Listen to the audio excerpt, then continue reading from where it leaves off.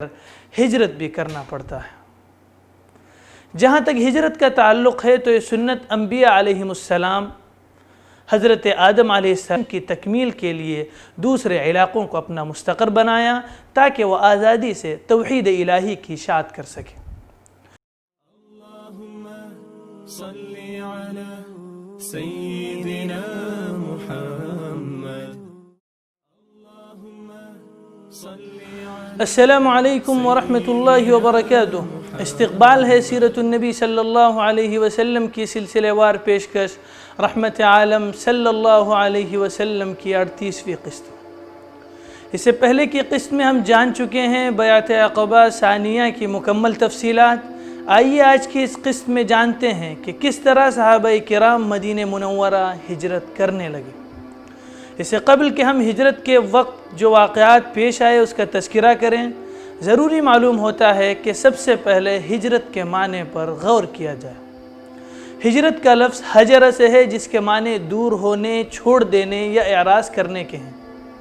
ہاجرہ کا مطلب ہے اس نے ترک وطن کیا، اور ہجرت سے مراد الخروج من ارض الى ارض اخرى ہے، ایک زمین سے دوسری کی طرف نکلنا ہے، جس طرح کہ تاج العروس میں نقل کیا گیا ہے۔ پس ہجرت سے مراد انسانوں کا معاشی و معاشرتی اور سیاسی و مذہبی حالات کے پیش نظر ایک مقام سے دوسرے مقام پر منتقل ہونا ہے۔ ہجرت ملک کی کسی ایک جگہ سے دوسری جگہ اور ایک ملک سے دوسرے ملک بھی ہو سکتی ہے۔ اسلام میں ہجرت کہتے ہیں ایسی سرزمین جس میں اللہ تعالیٰ کی عبادت اور اس کے احکامات کے مطابق زندگی گزارنے میں مشکل درپیش ہو، حریت مذہب اور آزادی ضمیر پر پابندیاں عائد ہوں، وہاں سے ایسی دوسری جگہ جہاں دینی و مذہبی آزادی ہو اور الہی احکامات کے مطابق زندگی بسر کی جا سکتی ہو، وہاں منتقل ہو جانا ہجرت ہے۔ اور اللہ تعالیٰ نے ایسے ناگفتہ بھی حالات میں اپنے بندوں کو ہجرت کی اجازت عطا فرمائی ہے۔ قرآن کریم میں اللہ تعالیٰ نے ہجرت کی اجازت دیتے ہوئے فرمایا ہے، ان الذین توفاہم الملائکۃ ظالمی انفسہم قالوا فیم کنتم قالوا کنا مستضعفین فی الارض قالوا الم تکن ارض اللہ واسعۃ فتہاجروا فیہا۔ سورۃ النساء آیت نمبر 98۔ یقیناً وہ لوگ جن کو فرشتے اس حال میں وفات دیتے ہیں کہ اپنے نفسوں پر ظلم کرنے والے ہیں، ان سے کہتے ہیں تم کس حال میں رہے؟ وہ جواباً کہتے ہیں ہم تو وطن میں بہت کمزور بنا دیے گئے تھے۔ وہ فرشتے کہیں گے کہ کیا اللہ کی زمین وسیع نہیں تھی کہ تم اس میں ہجرت کر جاتے؟ ناظرین، جب بھی اللہ کا پیغمبر، اللہ کا میسنجر دنیا میں ظاہر ہوتے ہیں تو ان پر ایمان لانے والے اور اس کو پہلانے والوں کو بہت سی مشکلات و مصائب کا سامنا کرنا پڑتا ہے۔ انہیں ظلم و ستم بھی سہنا پڑتا ہے، مالی قربانیاں بھی کرنی پڑتی ہیں، جانوں کا نذرانہ بھی پیش کرنا پڑتا ہے، اور اپنے گھر بار، عزیز، رشتہ داروں اور وطن کو خیر بات کہہ کر ہجرت بھی کرنا پڑتا ہے۔ جہاں تک ہجرت کا تعلق ہے تو یہ سنت انبیاء علیہ السلام حضرت آدم علیہ السلام سے لے کر سیدنا حضرت محمد صلی اللہ علیہ وسلم تک بہت سے انبیاء نے ہجرت کی ہے، صرف توحید کے خاطر۔ وہ گھر سے بے گھر اور وطن سے بے وطن ہوئے ہیں۔ انہوں نے دعوت حق کی خاطر اپنے آبائی وطنوں کو خیر بات کہا، کیونکہ ان کے ماننے والے سماجی و معاشرتی جبر اور ظلم و استبداد کے ذریعے تبلیغ حق سے روک دیے گئے تھے۔ نتیجتاً انہوں نے اپنے مشن کی تکمیل کے لیے دوسرے علاقوں کو اپنا مستقر بنایا تاکہ وہ آزادی سے توحید الہی کی اشاعت کر سکیں۔ آئیے اب ہجرت کی قسموں کے بارے میں کچھ باتیں جانتے ہیں۔ نمبر 1، علم حاصل کرنے کے لیے ہجرت کرنا۔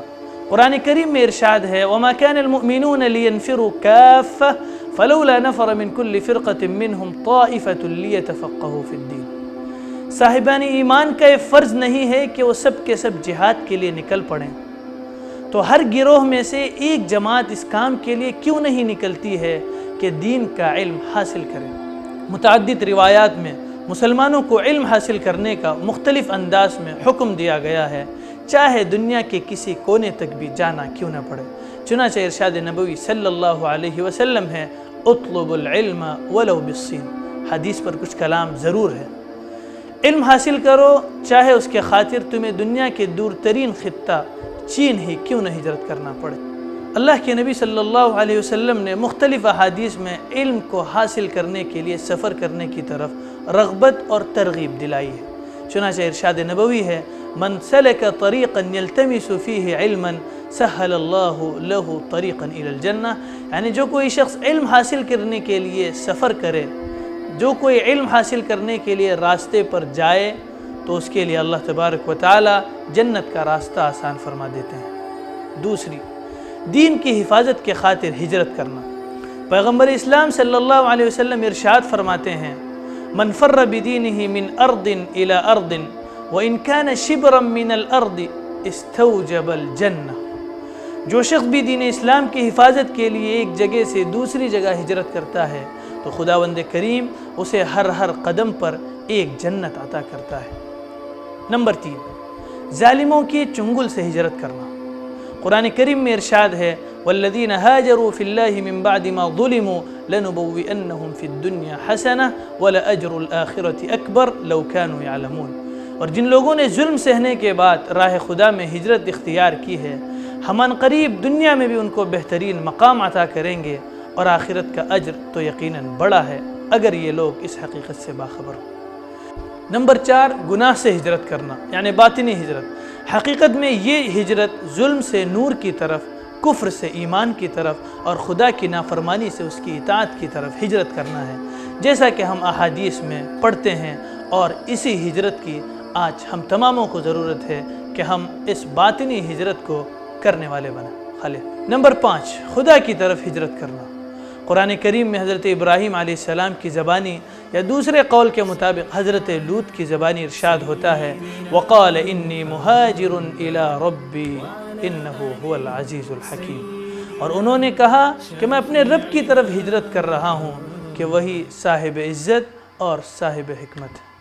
ناظرین، یہ قسط اس سے پہلے والے قسطوں سے ذرا مختلف تھی۔ کمنٹ کریں کہ آپ کو یہ قسط کیسی لگی اور اس سلسلے میں اپنی رائے دیں۔ ناظرین، ملتے ہیں اگلی قسط میں ہجرت کرنے والے صحابہ کے بعض واقعات کو لے کر، جس کو ہم آپ کے سامنے انشاءاللہ پیش کریں گے۔ تب تک کے لیے اجازت دیں۔ والسلام علیکم ورحمۃ اللہ وبرکاتہ۔ سيدنا شفيعنا محمد